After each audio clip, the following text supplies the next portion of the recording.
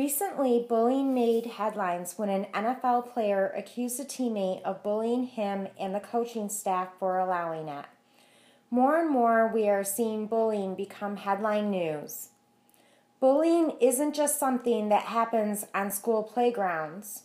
More and more adults are being bullied or are doing the bullying.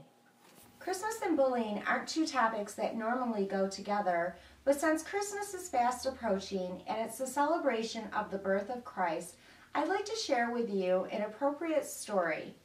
It's called The First Christmas Tree by Helen Haidle. Long ago, it has been told, a tiny green shoot broke through the blanket of pine needles in a shady woodland. "At last," said the new little fir, stretching upward. The grandfather fir tree smiled down in surprise and said kindly, "Hi there, little fellow." Other towering forest trees ignored the littlest fir as he bent this way and that, straining to catch some sunshine. Many seasons passed. The straggly little tree waited patiently, hoping to grow strong and majestic like the trees he admired. Then one day an eagle swooped through the highest treetops and cried in a shrill voice, "The promised one is coming, prepared to celebrate his birth." "Why is everyone so excited? What is happening?" the little fir asked the squirrels and rabbits scurrying past him. No one answered. They were too busy. "Prepare our best," the animals called to each other as they scampered throughout the forest and orchard. "Search for the biggest walnuts, acorns, and seeds. Bring wild berries and grain to our storage place. Gather only the finest for our king's son." In the midst of the hurry-scurry, a furry-tailed bundle fell through the air, landing with a thud near the little tree. "Help!" whimpered the baby squirrel, but the other animals hurried past, busy with their preparations. "I'll help you," called the kind-hearted little tree. "Try to climb onto my branch, but be quick. Danger is near." The little tree lowered a branch to the baby squirrel, who hobbled onto it. "Shh," whispered the littlest fir tree as a fox bounded down the path in search of food. "Hide in my branches. You can stay as long as you like." He hummed a lullaby, swayed in the breeze, and rocked the baby squirrel to sleep. When the baby squirrel woke up later, the littlest fir tree asked, "Will you tell me who is coming?" "Oh, yes, my daddy told me that the king's son is going to be born. He's coming from heaven as a human baby." "Why is he coming?" asked the littlest fir. "To fix everything that is wrong on earth.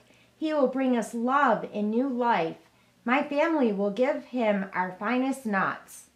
That night the little tree was unable to sleep. His heart leapt for joy as he thought, "The son of the king is coming. Is he the one who scattered the stars and painted the sunset? What gift can I give him?" Cooler breezes blew throughout the forest when the eagle's message finally rang out.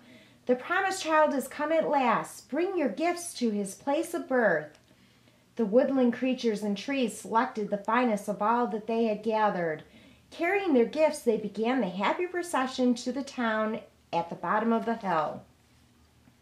The little tree felt a ripple of excitement from the tip of his tallest branch down to his roots. He moved forward to join the procession. "Wait," ordered the apple tree. "Where are you going?"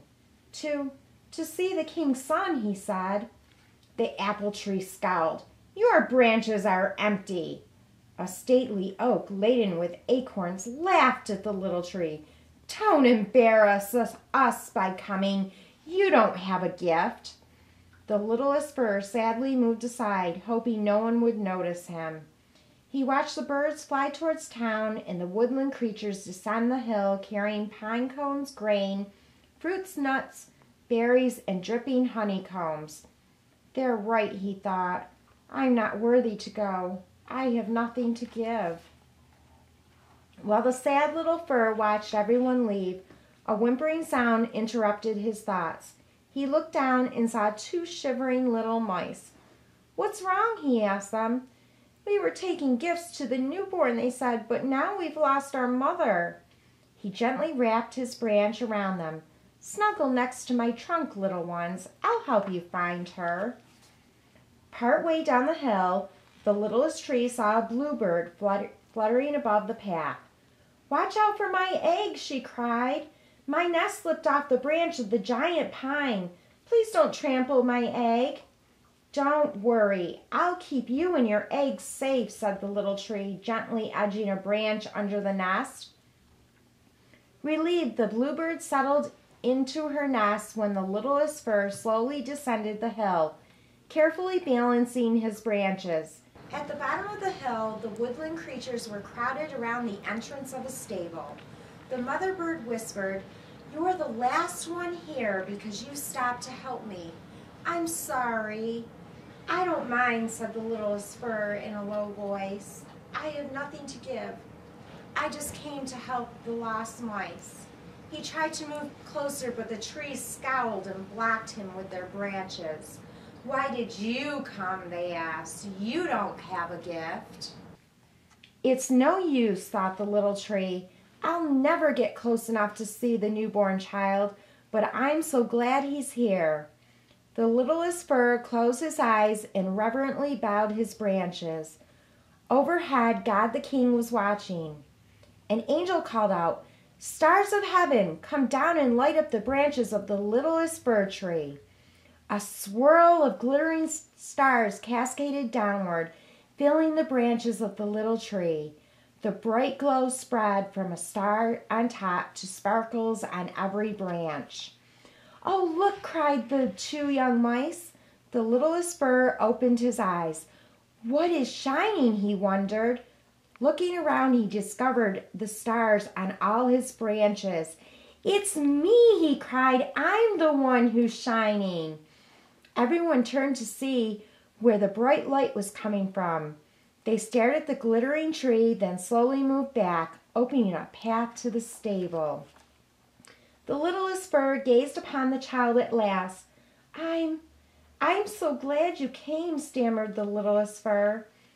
"I wish I had something to give you." The baby smiled at him. Then an angel spoke from above. "God accepts your thanks and praise. They are the best gifts of all. When you helped others, you did what God's Son has come to do. Now go, continue to serve him in love." The woodland trees honored the littlest fir with an open space at the top of the hill. He became a favorite nesting place for small animals and birds.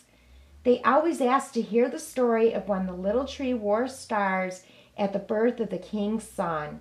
And each year when they celebrated the child's birthday, glittering stars of heaven came down once again to light up the very first Christmas tree. This is a nice, feel-good children's Christmas story, but it also teaches a lesson about bullying. Bullies are just like the big, beautiful trees who try to stop the little tree from visiting the newborn king because they thought he wasn't good enough. Bullies are just like the bossy apple tree and the mean oak tree. Christmas is a time to worship and honor Jesus Christ, who came to earth as a baby and who later died for the sins of every person. According to the Bible, no one deserves God's forgiveness, but he came for the mighty oaks and the little fir trees alike. None of us are better or worse than each other. If we all became like the little fir tree and loved and cared for one another, even when it's hard to do, then there would be no more bullies on playgrounds, at work, in cyberspace, or anywhere. This is the best gift that we can give each other this Christmas season and all through the year. It is a gift worthy of Jesus the King.